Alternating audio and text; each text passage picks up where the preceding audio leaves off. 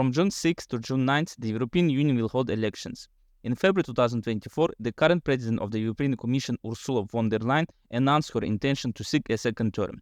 This election is a significant political event that will shape the future of Europe, Asia, and the entire world.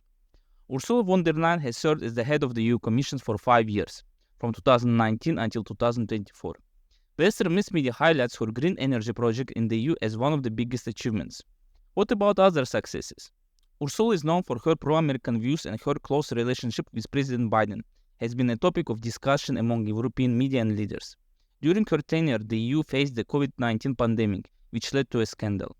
In 2021, the European Commission concluded a series of contracts with 6 Western manufacturers for the supply of over 3 billion doses of coronavirus vaccines for the EU until 2024. The first contract was signed with Pfizer. The head of the European Commission, Ursula von der Leyen, agreed on the parameters of the contract with Pfizer's management via SMS before the clinical trials of the vaccine were completed. Despite requests for transparency, the European Commission refused to disclose this correspondence, claiming it was accidentally lost. The value of the vaccine deal was more than 20 billion euros.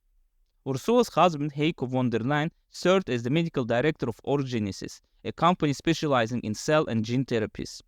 He resigned from his position in October 2022 after journalists reported that the Italian branch of Orgenesis had received EU research funds in the past.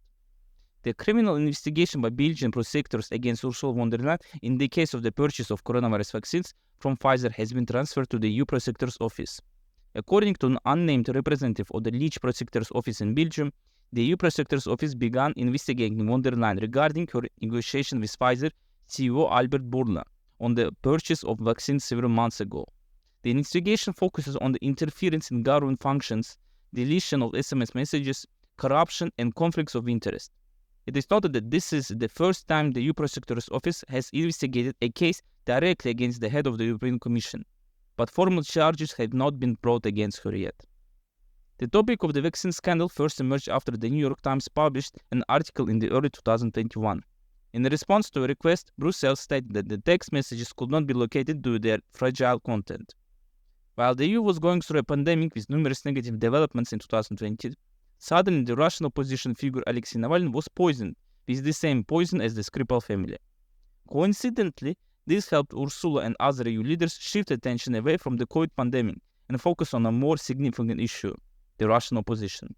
2 years later, in February 2022, another lifesaver crisis arose for European leaders, particularly Ursula, with the outbreak of war in Ukraine. For many months, Ursula's speeches and political statements centered around Ukraine. She traveled to Ukraine frequently, participated in pro-Ukraine protests, and even wore Ukrainian flag colors and clothing in the EU Parliament. Her rhetoric revolved around Ukraine, Zelensky, and the need for freedom and democracy in the country. For a while, one could believe that Ursula was the president of Ukraine rather than the EU.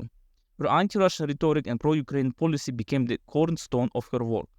She fiercely defended anti-Russian embargoes and made decisions without consulting or involving anyone in the EU. Ursula, with other pro-American leaders, have been sending significant amounts of money and weapons to Zelensky.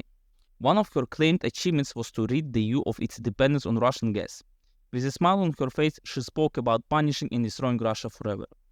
However, as time went on, discontent among ordinary people in Europe grew. Anti-Russian embargoes had devastating impact on Germany's industries. The country used to buy cheap Russian gas to produce its own products. Now, due to Ursula's pro-American decisions, Germany is losing factories. Not only that, but the EU is also losing companies across Europe. Many companies are moving to the USA because it has cheaper gas. On top of it, the USA has become the #1 gas supplier to the EU. Before Europe got gas from Russia through pipelines, it had to spend billions of euros to build a new infrastructure to receive American gas by boat. This is more expensive. With the rise in gas prices, embargoes against Russian agriculture fertilizers, and cheap Ukrainian agriculture products, many farmers in the EU are going bankrupt. This has led to farmer protests across Europe. Ursula made a statement regarding the protest. Many farmers feel pushed into a corner.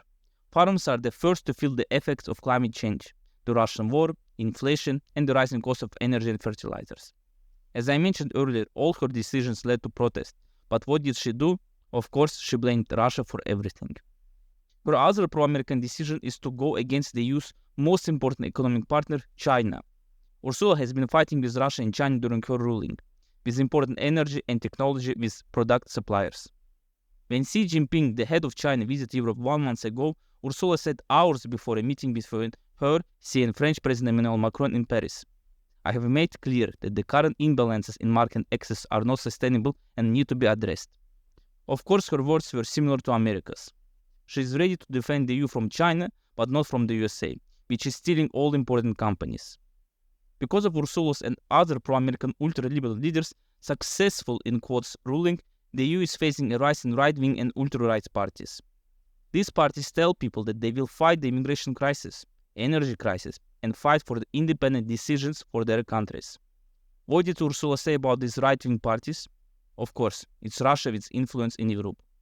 Pro-American media portrays Ursula von der Leyen's achievements as bringing green projects to the EU, fighting with Russia, getting rid of Russia's energy, and fighting with China.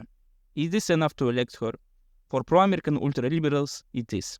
For ordinary people, we will see.